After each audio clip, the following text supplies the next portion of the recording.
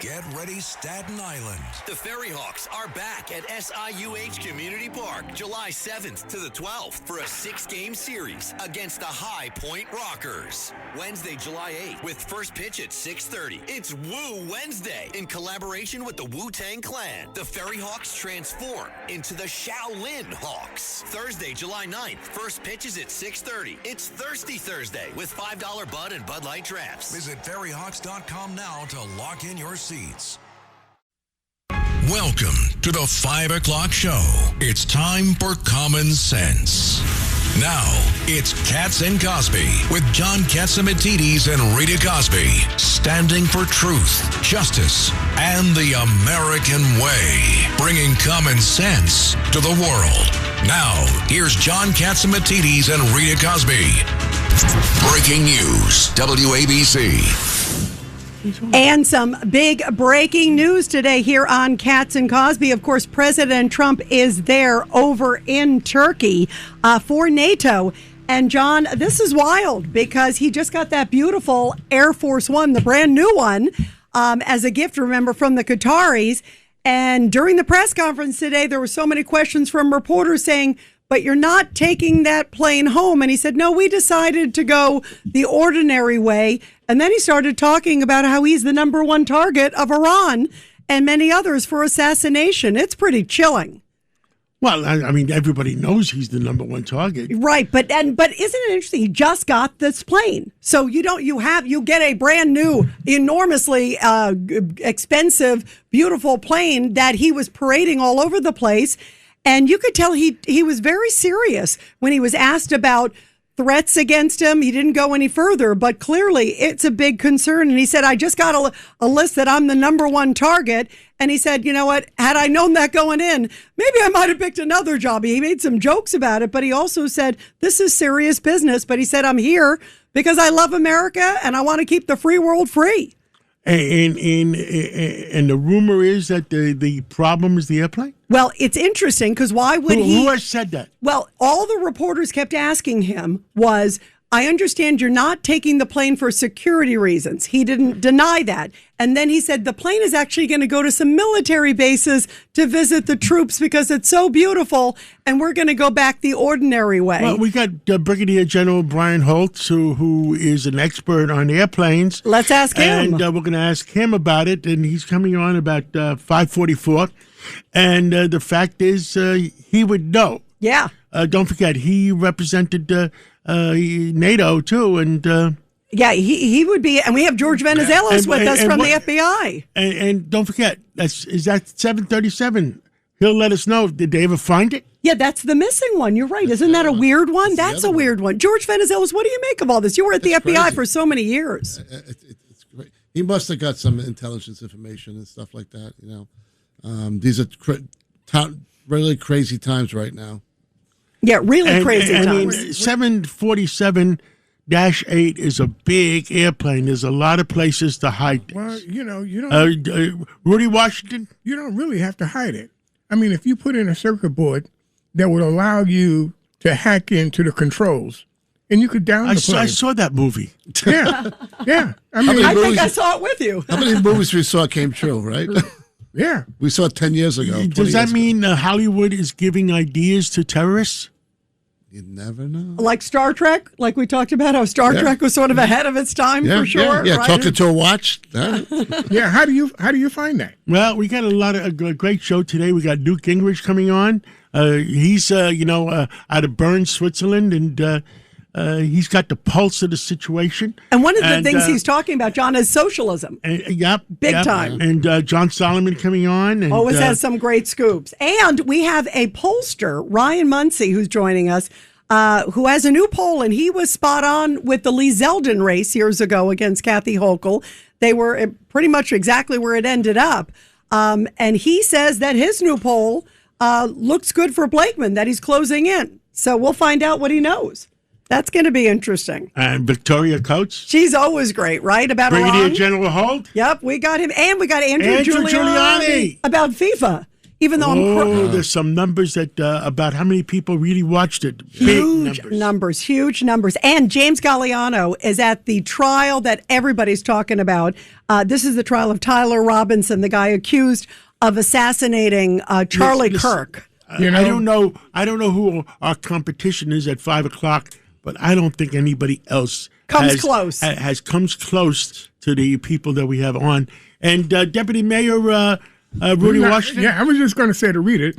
If that kid know what I know, he needs to just take a plea deal real fast. You're talking about the Utah case, the Charlie Kirk case. He go to trial and lose.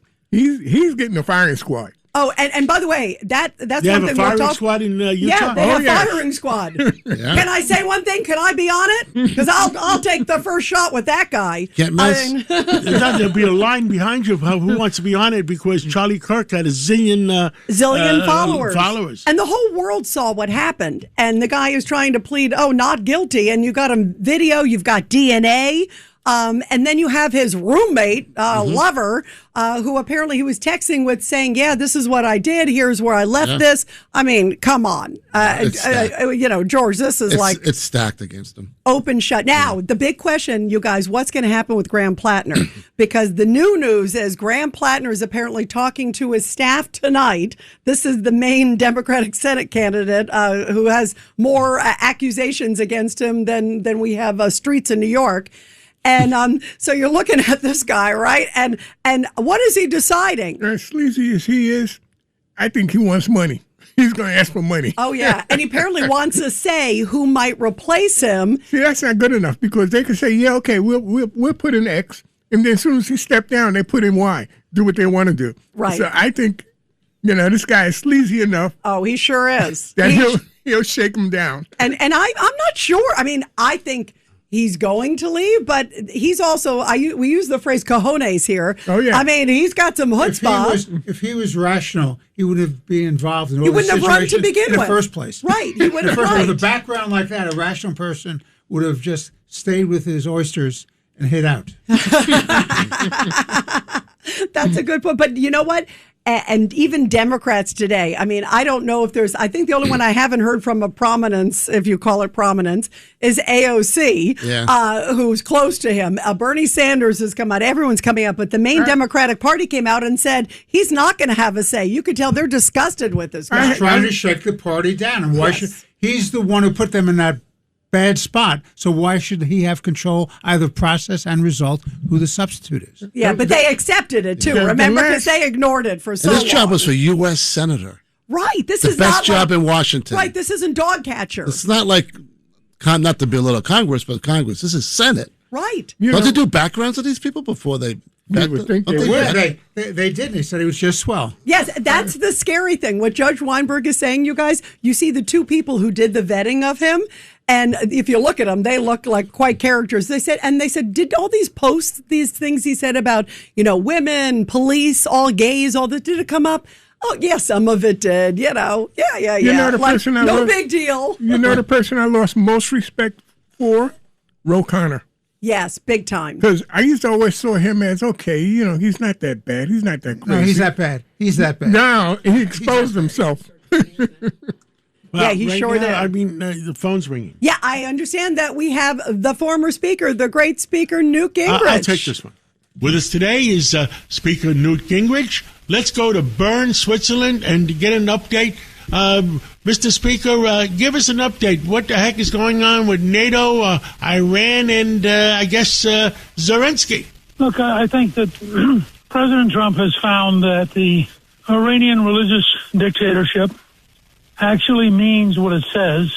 And when they had this huge funeral in which people are chanting death to America, death to Israel, some of them were carrying cards saying death to Trump. There's sort of a hint here that they're going to push us and push us. And I think the president is presently going to have to unleash a very intense military operation. And frankly, if they could just clear out the area around the Gulf so the oil flows, then he get through the election, he'd spend all next year taking care of Iran. But in the long run, there is no deal you can make with the Iranian religious dictatorship that they're going to stick to because, look, I mean, they're very sincere people. They're public. Out of a country of 100 million, there are probably 10 or 15 million who are dedicated to destroying the United States. And unfortunately, they're the guys in charge. And they stay in charge because they just killed 45,000 of their own people.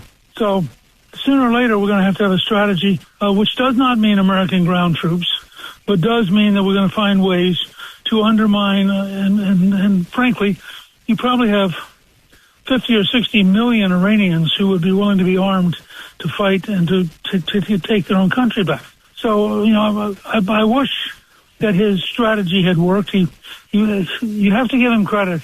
He did every single thing he could to convince them to come to an agreement without more violence. And you have to give him some credit. I mean, I just did a piece at Gingrich 360 where I talked about the fact that there was nobody in the United States chanting death to Iran. There's nobody, throughout our entire 250th anniversary party, when we had thousands of firework displays all across the country, we were happy. We're positive. We're looking into a better future.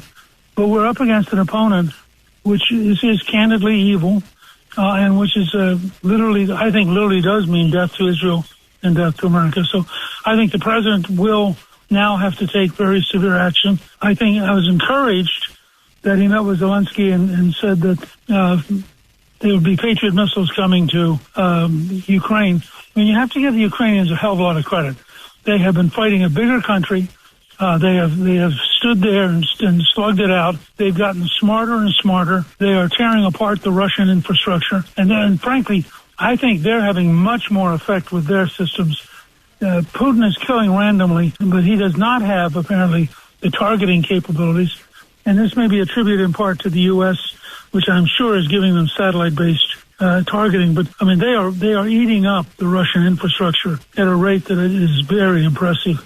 And I think your president will see. Mr. Speaker, I think you're 100% right. I think you're 100% right. President Trump and the American people have done everything possible not to destroy the infrastructure of Iran. They've done everything possible to make peace. And the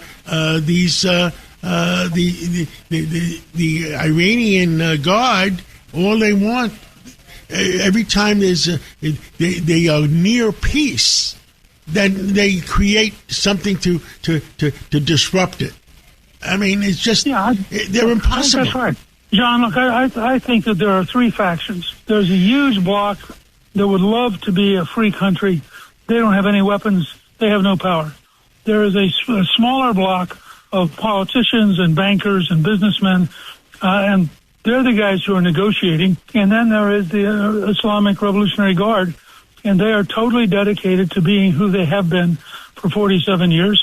And so what you have is the guys who would like to get to peace say to Trump's people, we really want to work with you.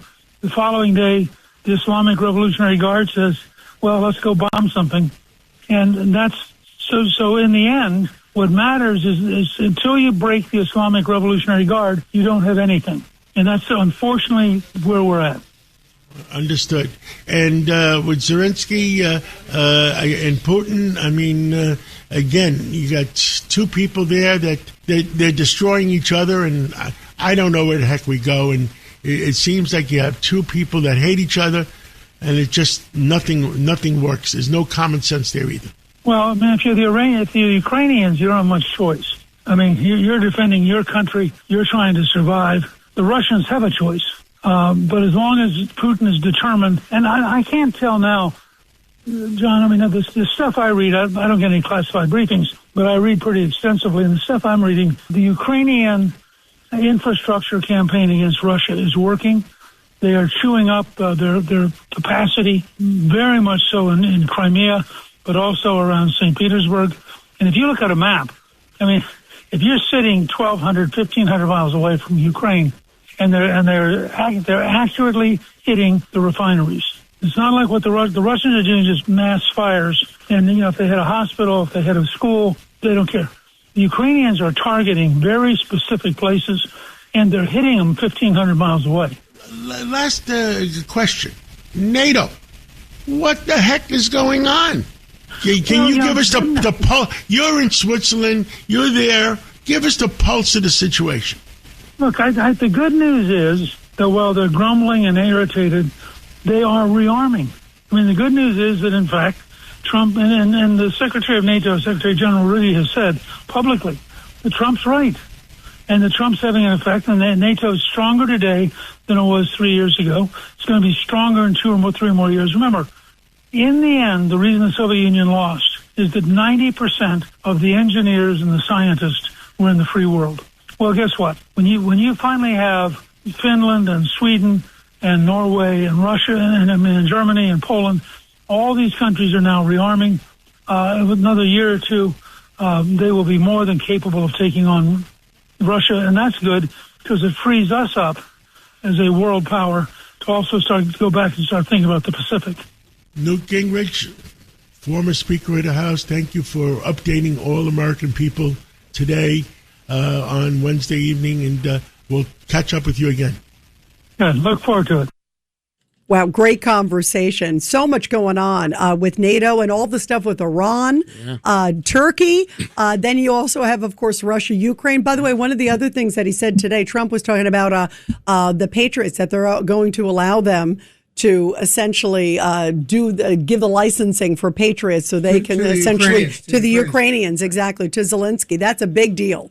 Really big deal. So it's so many. Think about all the chess pieces he's juggling. I mean, John, who can juggle all these pieces other than you? Who else could juggle it? He's got a lot of pieces to juggle. Yeah, think about all the all the big, huge stuff, and then he's dealing with John Solomon is on. He is, and let's see what kind of breaking news he has today. He always has big stuff. Breaking news, WABC. And, John, let's go to the founder of Just the News, John Solomon. John, what do you got? Oh, so much going on. First, the missiles that are flying again in Iran tonight. The United States has launched a second night of very intense attacks, focused particularly on the Revolutionary Guard, the hardline military suppressors in that country, thinning them out with some pretty significant strategic artillery tonight. So that's something we're keeping a close eye on. Meanwhile, you mentioned all the things the president accomplished at the NATO summit. Here's one that flew below the radar, but it's pretty historic when you think about the last 2 decades. The Trump administration moved today, its State Department moved today, to end Syria's designation as a state sponsor of terrorism. That is the first time that would be the case in more than 2 decades, a sign of the warming relations. And as the State Department said in its announcement, President Trump wants to trust the Syrians. They don't have a good track record in the past, but they have new leadership. Assad is gone. Let's give them a chance to be good world community participants again. That is such historic when you go back to even before 9/11. Syria was already on the ban list. They go back almost to the time of Iran. So a really significant shift there. A lot of people missed that today in the news.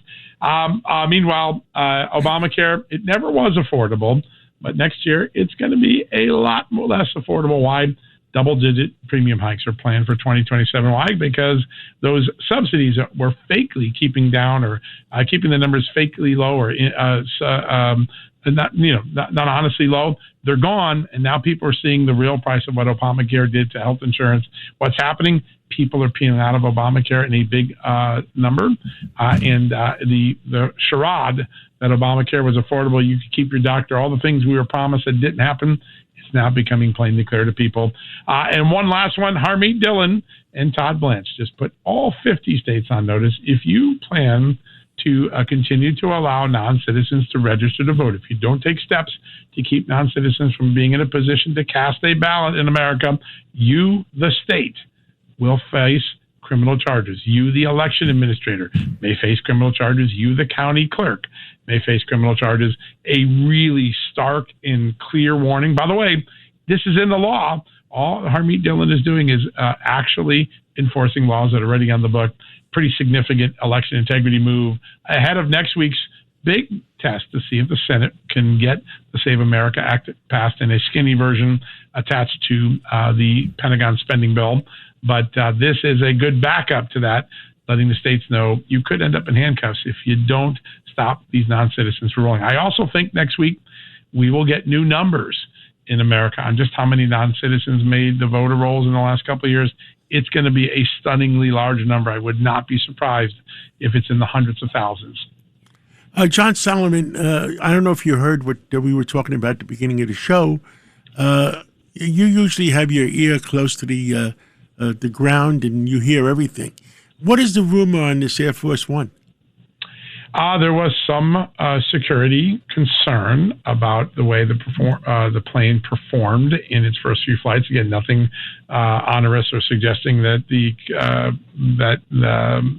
makers of the plane or UAE, which donate the plane, did something, but something that the pilots and the Secret Service and others who worry about the president's well-being didn't like. So let's get it changed and get it fixed, get it the way the old Air Force One operated from a security standpoint. Obviously, this plane is much more luxurious, bigger, more modern, but there are some security provisions that didn't quite work the way they thought. So they're not going to take any chances with the president. I think it's nothing more than that. We're trying to get a little bit more detail on what it is. They probably don't want to talk about it, but I think that's what it was. There just was some functionality that in a secure situation didn't work the way they thought. Wow. That's interesting. Very interesting and very strange. Yeah, and you know what? You know what was so weird, John? I was watching the press conference today with reporters with the president, and they were obviously equating, and he said right afterwards, I mean, I've heard him talk a lot, and today he kept saying, I'm number one on the kill list for Iran. I mean, it was chilling. The capability of the plane is tied to known threats that Iran has, and they would love to kill the president by a drone attack or something like that. So there are some capabilities that I think they thought the old Air Force One had that need to be adapted maybe a little bit better in this new one. It is related to Iran. Obviously, you're in the region when you're in Turkey, so you're near the area. And so you want to make sure that the new plane has all the capabilities that the old plane did, and I think that's why they went back to the old plane. A security threat's a security threat, but they really felt the old Air Force One was better equipped to deal with that. Yeah, it is. The Iran threat is the imminent threat, and we're always worried about that. The capability is what really caused the switch in plane. The other airplane, the 737, have they found it yet? Yeah. You mean the one that's missing overseas? The one that's missing. It was from UAE to Karachi. Yeah, no. And remember, we've had a few Pakistani airliners go down over the years. This isn't the first one. We're not sure exactly what happened. They have not located it as of this hour, at least the last update I got at 4 o'clock. It has not been located yet. So another grave mystery. You always worry about foul play when something like that happens. John, you also broke a story, and I wanted to ask you more on this. This federal judge handed Trump a big win, right? Sure did. Yeah, explain what this was tied to DHS and voter verification. Yeah. So there's a saved database that allows the states to check voters to make sure that they are legitimately voters, that they're not synthetic personalities, fake personalities, that they're not non-citizens trying to portray themselves as citizens and get out the voter roll. It's a great tool that was created to make states. Not all states are using it, but a liberal judge ruled that the states couldn't do this, that this was a disenfranchisement of voters to have their citizenship checked. The new judge ruled that was ludicrous and overruled that judge and put a win in for President Trump. Because two judges are on different pages, it's going to go to the appellate courts somewhere soon, and then I think the Supreme Court will weigh in. I do think the judge who ruled yesterday is likely to have the law on his side. When you look at the law, there's nothing that prevents, and by the way, there's plenty in the federal law that encourages this to occur. It was why this database was created. So I think the judge's ruling yesterday, which was a victory for Donald Trump, probably prevails as it goes up in the court. At least that's what the legal experts are telling me. And, I'm looking at Judge Weinberg because I'm curious from a legal perspective on the thing you started with, that they're going to go after states and somehow hold them maybe criminally responsible. Judge, how does that work? This is if they allow, don't take steps to block non-citizens from voting. I'd like to know listen, these are good people, particularly Hama Gillen. She's very smart. She's a very good lawyer. I'd like to see what the allegations are, what the theory is, because I haven't seen that yet. In other words, I'll tell you what the theory is. If she puts out a memo that you better not check people's IDs, then she's guilty.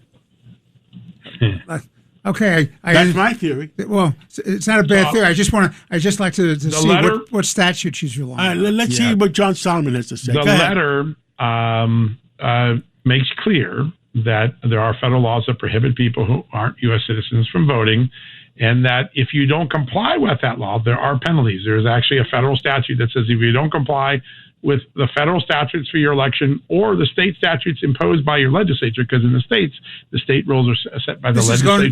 This is going to the regulators you're talking about. Right. It's not the individuals signing up to vote improperly. This is going directly to the regulators. That's right. The statute. So the first law is that a non-citizen can't vote. If you're a regulator and you don't abide by that, or you may allow that to happen, you can be charged with a felony. That's what the letter actually says. Yeah. So if you give orders to your people, don't check. Yeah. Then I wonder if it goes down to the poll worker that says, I don't want to know if you're a citizen or not. Yeah. Well, let me read you the exact letter words in the letter. In conclusion, any election officer, so that could be a county, state person, including the chief election officer of the state, who knowingly retains non-citizens on the state's voter rolls or facilitates non-citizens in receiving and casting ballots, could be subject to criminal liability. So it says any election officer, anyone in a position to allow this to happen they can face criminal. So if I'm a county clerk, I'm worried too. This isn't just the state secretary of state. That's really interesting, Judge. Well, that means that they're smart. What they'll do is they'll cooperate in terms of taking a real hard look at the voting rolls and purging the people who are ineligible to vote. So, I think that's the leverage point, Judge. I think you got it right, which is they've been reluctant to use the database, but now that you realize you may personally be charged, maybe we'll look at the database after all. Yeah, it's maybe it's a good motivator. It's a good motivator. Yeah. Suddenly they'll do the right thing. I think the judge has it right. Oh, don't say that. We got to live with him in the studio. His head's inflated. You have to walk out the door with my head that big. You know? John, thank you very much. Nice to be with you guys. Thank you. Keep your ears open, John. I will. Thank you, guys.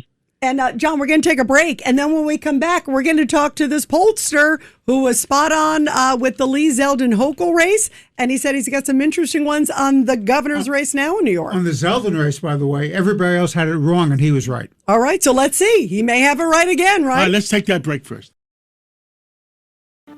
Anyone can sell electronics. At Electronics Expo, they do more than sell products. They design, install, and support complete technology solutions. From home theaters and whole home audio to lighting, shades, automation, networking, security cameras, and premium entertainment systems. For over 22 years, they've helped thousands of homeowners experience technology at its very best. See the difference for yourself. Visit their Wayne or Paramus stores in New Jersey or shop now at electronicsexpo.com. A common sense recap of the day's biggest stories. It's John Catsimatidis and Rita Cosby. Katz and Cosby on 77 WABC. Well, John, everybody is keeping an eye on the New York governor's race, and it's going to be interesting. There have been a whole bunch of different polls out there, and joining us is pollster Ryan Muncie. And Ryan's group, this is Coefficient Polling Firm, was the one that really had it spot on with the Lee Zeldin Hochul race a number of years ago. So what do they have now? Ryan, it's great to have you here. This is Rita Cosby and John and the gang. What is your new poll revealing? Hi, Rita. Hi, John. Thanks for having us. Well, among other things, it's revealing that much of the public polling and call it common sense is wrong in the state of New York. The race is, as the state has been, much closer than it's assumed to be. Right now, we have the race within 6 points. Hochul is deeply unpopular. That much is pretty much indisputed. Even in Siena, some of the other public polling shows a similar story as it relates to Hochul's own both credibility, favorability, approval, et cetera. And so there's blood in the water, so to speak. Definitely a closer race than people think. What do you attribute that to? Is there anything that you're seeing that's closing the gap between the two? Well, there's a number of things, and I would say top of the list, I've already mentioned, is just Hochul's unpopularness throughout the state for a number of different reasons. But beyond that, some of the other undercurrents, there is a real concern throughout most of the state of kind of this rise of Democratic socialist candidates, self-ascribed socialist candidates, and some really relatively inflammatory rhetoric, not about candidates, but from candidates themselves in terms of their own platform positions, their own kind of philosophy of what they believe government should be and the role it should take in our lives. And overwhelmingly, it is kind of reverberating through the state. I mean, 55% of voters are telling us that they are either somewhat or very concerned about this kind of new shift in Democratic socialist candidates. 45% of those overall very concerned. So there's a real trend there. And beyond that, it is kind of the third bucket of the driver of the competitiveness of the race is New York. We saw this in both 22 and 24. They tend to kind of buck the trend of some of the regular political waves, red wave, blue waves that we see kind of on average across the state, because New York's a different place. There's less concern over some of the social issues, reproductive issues. A lot of the same drivers of intensity on the left just don't exist there in the state of New York. And so they are really focused on economic issues, economic policy, inflation, cost of living. And so it comes down to who do they really trust more to steer the ship in the right direction. Well, I mean, you're the first pollster to come up with this. And tell the people why they should feel that you're correct and other pollsters are wrong. Sure, and we take that as a badge of honor, and it's not uncommon. The kind of the preponderance of a lot of the academic polling houses, have a long tradition of a number of things, including missing results, being inaccurate dramatically to the left in a lot of cases. And part of it is just their methodology, who they're talking to, when, especially if you, for example, if you're doing very long surveys that require an American to talk to a stranger for 30 or 45 minutes at dinner time about their intimate most attitudes and opinions, you're not going to get very many normal people to actually participate in that poll. And if you're only polling not normal people, you're probably going to miss the result. And so how we actually collect data, collect opinions is through a mix of different communication tools, text messaging, phone call interviews. We'll call at different times of the day. We'll give, frankly, everybody an equal chance of actually being represented in the poll. And so that's really the biggest reason, is just that approach to methodology. We're a lot more inclusive, you could say, in terms of letting folks into the data. The other is just kind of how we make sure that we're talking to the right people from a demographic and political standpoint. There are a tremendous number of registered Democrats in the state of New York that, by any means you might measure, except for what's on their actual voter registration card, they don't behave like Democrats. They don't vote like Democrats, but that still is their actual representation. It really started to shift in 2016. We saw it the same way with a lot of working class neighborhoods, union neighborhoods, folks that work for a living and would like to keep more of their own money, really starting to vote more Republican. And if you don't know how to identify a registered Democrat that actually votes like a Republican, you're going to wildly undercount those Republicans, or I should say those Democrats who are voting like Republicans, and you are going to unnecessarily inflate kind of the core base of the Democratic Party today that is really more focused on those social We're running issues. out of time because we have to take a break. Yeah, go ahead. Last question.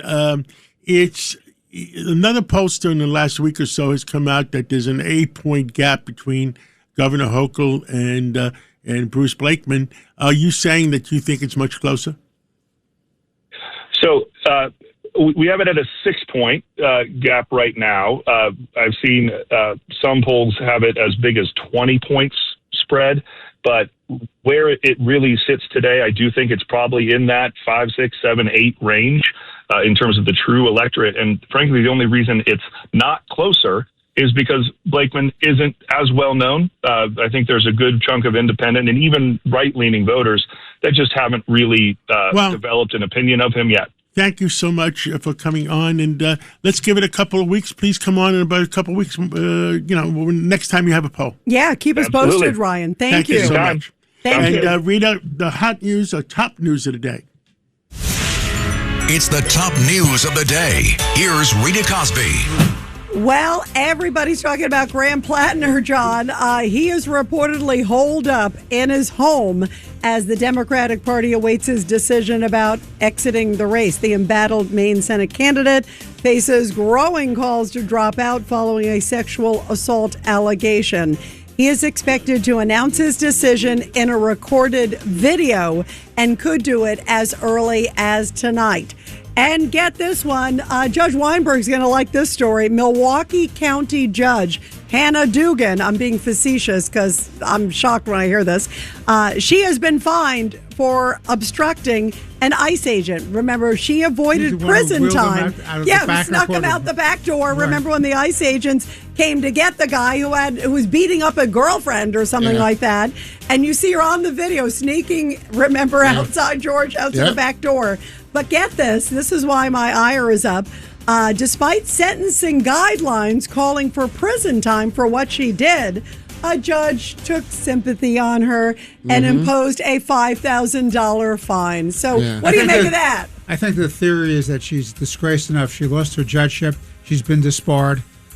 Enough is enough. Maybe she should hang out with Graham Plattner. That would be the worst. That would be the worst punishment anybody could get right now. Absolutely. George, your thoughts? All right. I agree. You guys, we're going to take a break, and we're going to have Victoria Coates afterwards talking about Iran and so much more.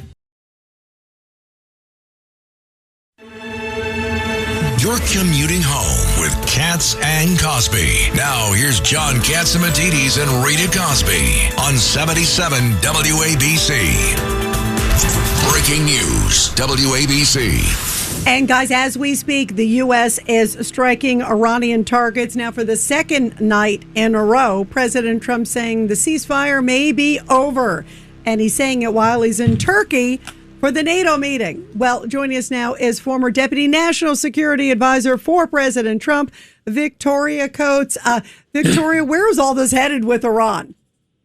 Well, Rita, we appear to be escalating pretty quickly. The strikes tonight are much heavier than last night, and that was an escalation from last week. I think the president has reserved, a lot of escalatory room, if you will, on the scale going forward, so he can demonstrate to them that he is extremely serious. So we're looking at some strikes on electricity generating plants, potentially some bridges, as well as the missile defense and launching facilities that were struck last night.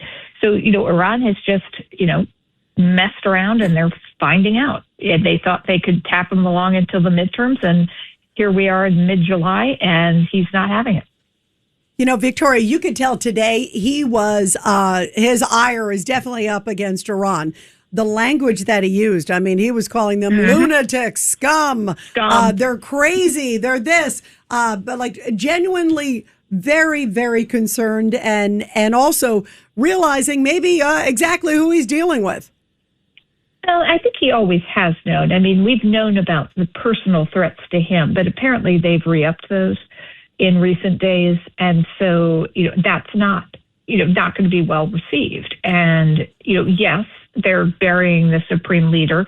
Maybe they feel the need to posture, but that was, I think, a very poor move on their part. And so, that and then trying to pick off tankers going through the Strait of Hormuz under the ceasefire is just, it's madness. He's right. They are cuckoo. And so you can't really reason with these people. I hope he's initiating the military plan to clear the strait, and that we're going to partner really closely with Oman to ensure safe passage going forward. Yeah, because that's the big thing, and they clearly are doing attacks there. Judge Weinberg. Victoria, good to talk to you. It seems to me that what Iran is doing is they think they have the leverage. Their ace in the hole is the control of the straits, and which is open seas before, and they think they can control the outcome based on that. That's what they think.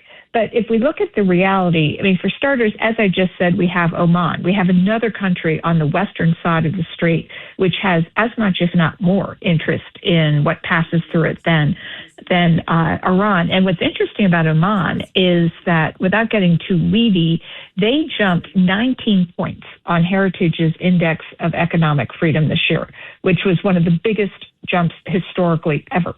And because they're implementing a new tax system, a new system for foreign ownership of domestic businesses, rule of law, ease of doing business, they're doing great. They should have nothing to do with Iran. And they were kind of having a dalliance with Iran over the course of the war. They were going to be mediators. Maybe they were going to co-manage the strait. No. Oman needs to realize they're on an upward trajectory. Iran will only drag them down. Their future is with their other more secure, prosperous Gulf partners. That's where I think we should be putting on a lot of pressure and also offering a lot of incentives. Send U.S. Navy ships to dock in Oman's ports. Make them part of the infrastructure going forward. Get them away from Iran. But that then neutralizes the strait. That in a way, you could say that Iran has shot their own golden goose that used to be laying eggs, and now they've killed it. They've turned it into an asset of diminishing returns. Victoria, what do you make of the fact that President Trump has lifted calling Syria a state sponsor of terrorism? I've been to Syria. I don't think I'd take them off the list. No, it's definitely a tough place, but I think the president rightly sees sanctions, as something we shouldn't get sanction happy. And, on Iran, for example, we revoked the waiver. So we put sanctions back on their oil sales overnight last night. In terms of Syria, there's not that much there to sanction, quite frankly, Rita. It's not that I want to necessarily reward them, but the sanctions don't really have that much of an impact. So if you could get something for removing them, I'm willing to do that. It's less bad than it was, in 2024. So, I agree with you. It's certainly not perfect, but I can see the case for doing that to try to get to a better path with Syria. At least they're not friends with Iran anymore. So no, that's a tough call, but I'll trust the president that he knows what he's doing on that one. Yeah, no, that's a good point. Clearly they're pivotal with all the stuff with Iran and so many other things. Really great, Victoria. Great to have you here, Victoria. Keep us posted. We love you, and I'm glad you got back from the region safely, too. Will do. Good to talk to all of you. Victoria, we always rely on what you say to us. Thanks, John. Thank you. Thank you. And you guys, let's go to Brigadier General Blaine Holt to find out about that missing plane. Blaine Holt, what's the latest? This is that 737 plane that suddenly went missing. That's the one from UAE, and it was going to Karachi, and suddenly, poof, it's gone. What do you know? Very, very interesting. So it was on its way to Karachi, and it was on the exact same night that the IRGC basically started attacking shipping again. So we have a couple of possibilities here. Did this airplane, with its cargo, which is also very unusual, I'll touch on that in just a second, but did this airplane get taken down by a missile? Did the IRGC shoot it down? Or do we have something else going on inside the jet? What's interesting to me is the cockpit voice communications with air traffic control don't make any sense. And they may not make any sense for a very specific reason, and John knows this. At first, and let's get to the weird cargo. The weird cargo is there's only 5 people manifested on board that entire 737 airplane, which can carry, over 100 people. So, but yeah, who were the 5? Were they all crew, or was there someone else? Not released yet. And so what we have is a pilot that initially calls ATC or air traffic control and says, I've got navigation problems. But it indicates that it's got a malfunction with the airplane. Next question I would have, well, if they have navigation problems, are they on their flight plan or not on their flight plan? That's one. 2, it's not very much further after that. Minutes after that, they say, we think we have medical problems on board. Well, as a pilot, what this is indicating to me is that there's a possible hijacking in progress, because when you're being hijacked, you don't want to tip off your hat to the hijackers that you're communicating with air traffic control to indicate your condition. And a lot of the hijackers know we have techniques of putting in certain codes. We would be very careful to not put in those in front of the hijackers.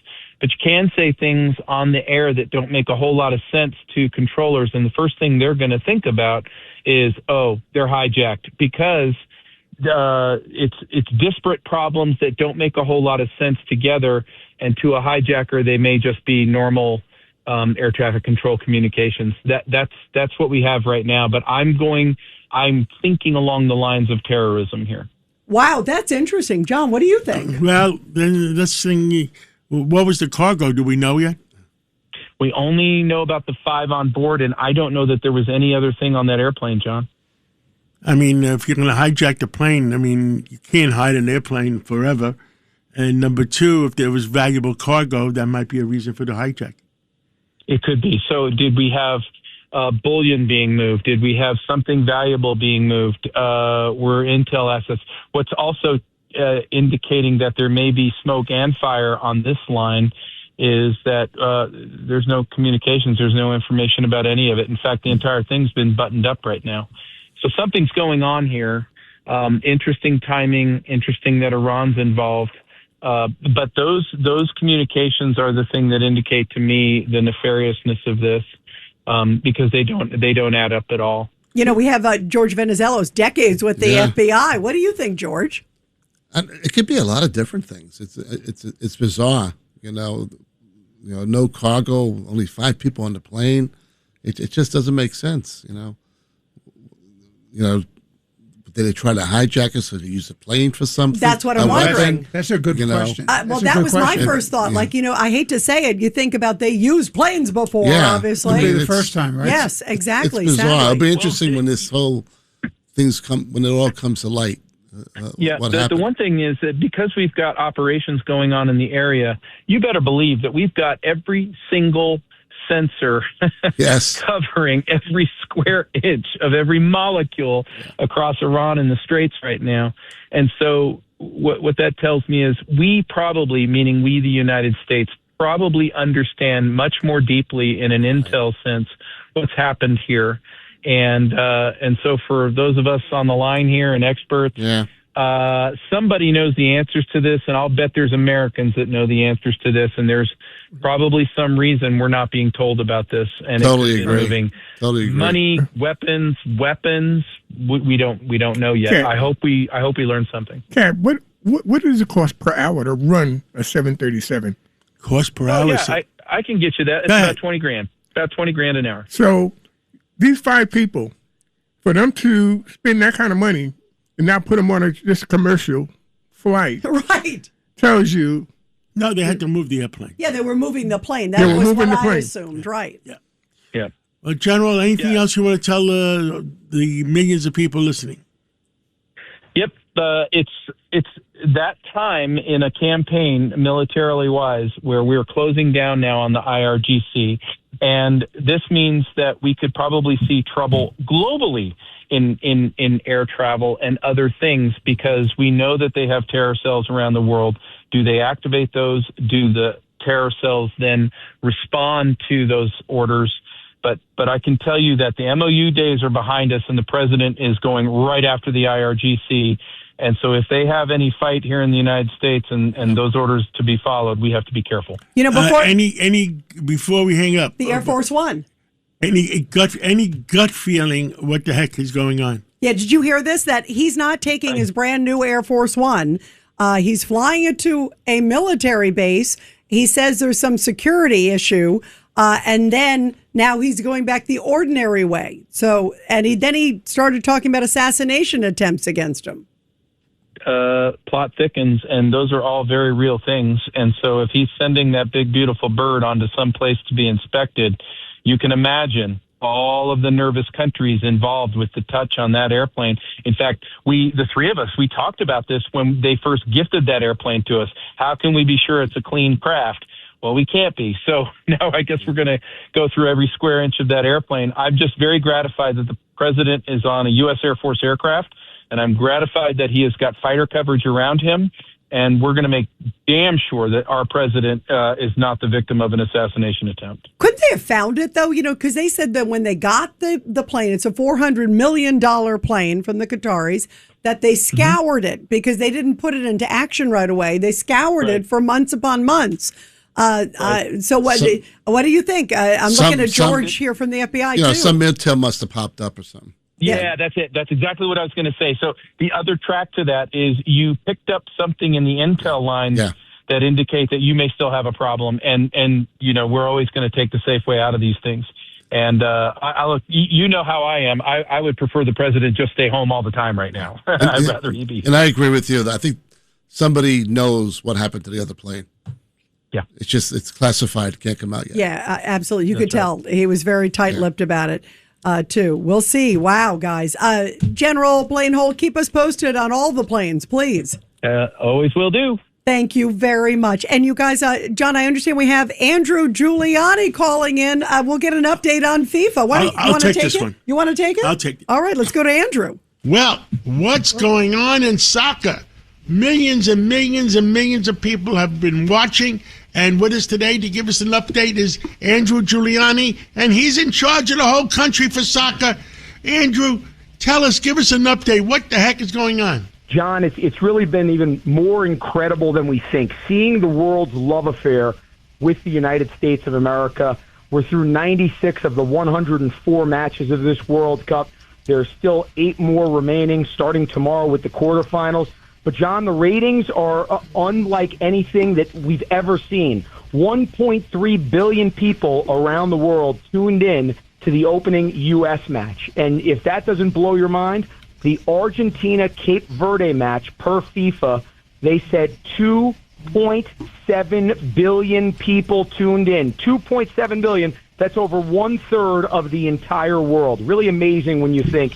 And I think, John, what this really shows you, when you see all the international visitors that have come in, when you add a tournament like the FIFA World Cup that has global attraction, and you add the leadership of our 45th and 47th President of the United States, Donald J. Trump, you truly get the golden age of America. I have to say, wow! And by the way, on the air with us, we have Rudy Washington that worked very closely with your dad.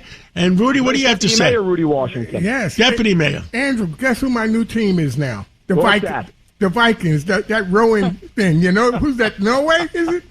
That's my new team. You're rowing with the Norwegians over there. I'm rowing with the Norwegians. I love that rowing they do. Now, let me ask you a question. If you add up all the games, how many people watched? If you're on a total. That's a great question. And, I got to look at the average numbers, but I think they're averaging somewhere around 1 billion viewers. So we're at close to 100 games now at 96 games. So it's 100 billion viewers? About 100 billion ballpark. I've got to go and look at the actual stat on this. But, I mean, it's in probably the high hundreds of millions, maybe even over 1 billion average per game. So you're somewhere around 100 billion total in terms of total viewers throughout this tournament. And that's just on television. That's not including social media, on radio, all the other... Or the internet. Of this.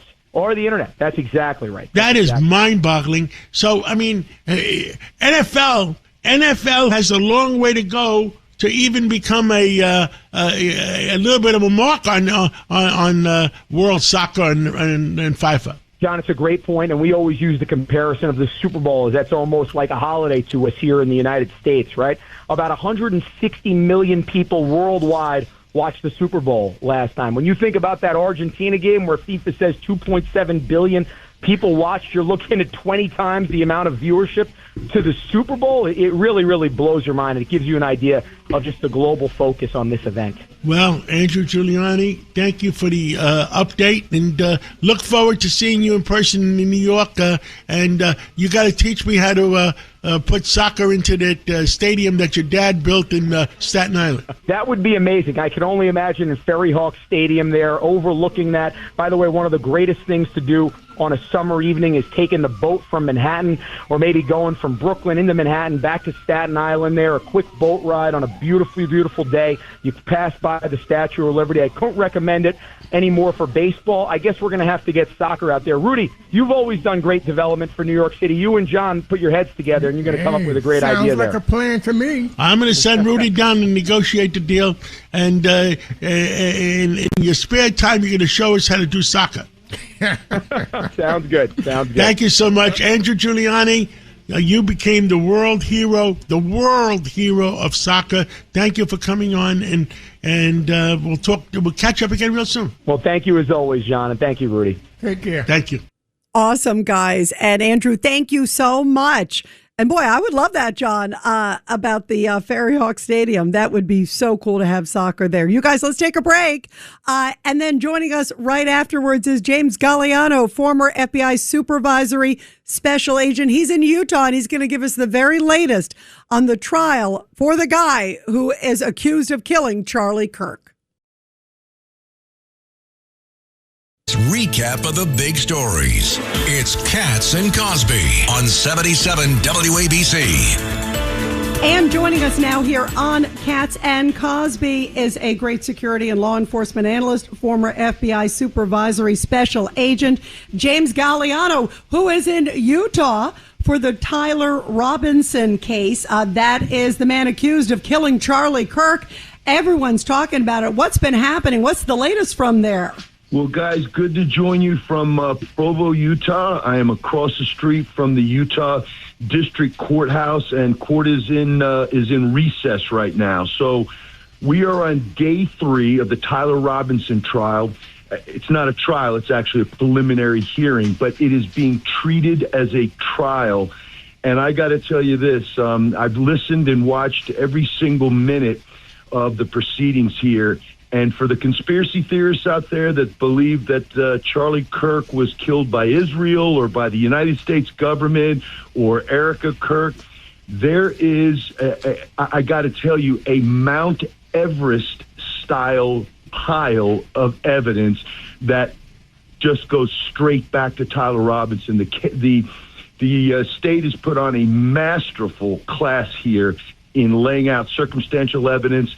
And today they are back and forth with the defense, who I believe are completely attempting to sandbag and stall and draw this out.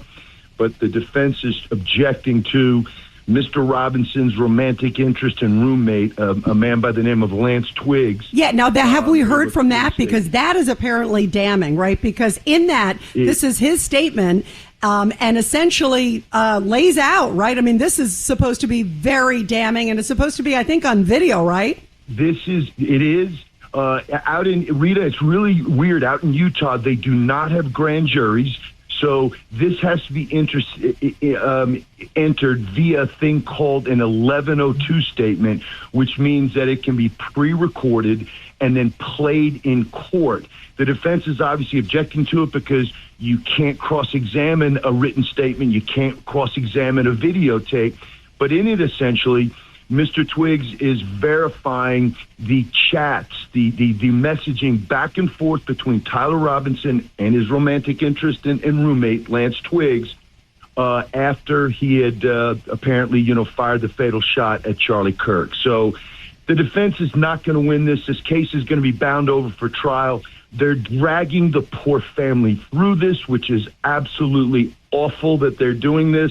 And at the end of the day, it is going to be death by 1,000 cuts, in that the evidence here is so overwhelming. And in the state of Utah, this is a capital case. He's charged with the aggravated murder, and they still have the firing squad out here.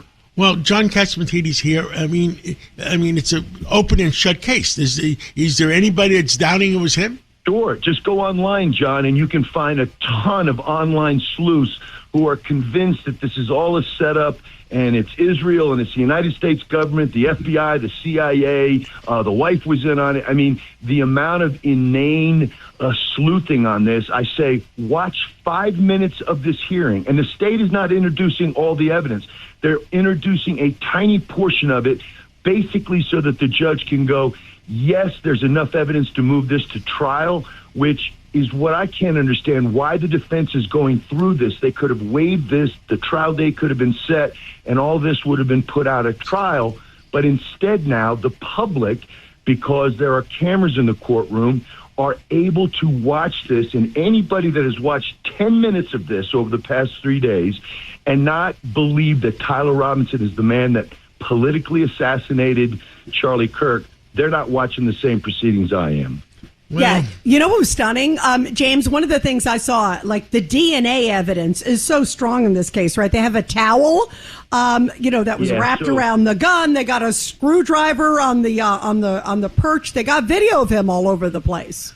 The video evidence is damning. It shows Tyler Robinson, who was not a student at Utah Valley University, on campus 4 times that day. We saw video images of him 2 times being on campus, scouting the location out. Prior to the 3rd visit, when he changed clothing, it appears he has something long along his leg, which the prosecution believes is the Mauser Model 98 bolt-action 30-06 rifle that was used to kill Charlie Kirk. And then a 4th time, after he had left after the shooting, came back onto campus. And Rita, to your point, the DNA evidence is damning. On the trigger of the rifle that was recovered, Tyler Robinson's DNA. On the towel that was recovered from the scene wrapped around the rifle, 89% of the DNA on it was Tyler Robinson's, and 11% was Lance Twiggs. And the screwdriver that was left behind on the roof of the building where the sniper was, a small portion of it was Lance Twiggs, the roommate's DNA, and a large portion of it was Tyler Robinson's. Like I said, death by 1,000 cuts. There's so much evidence here. I can't see any way possible this case doesn't get advanced to trial.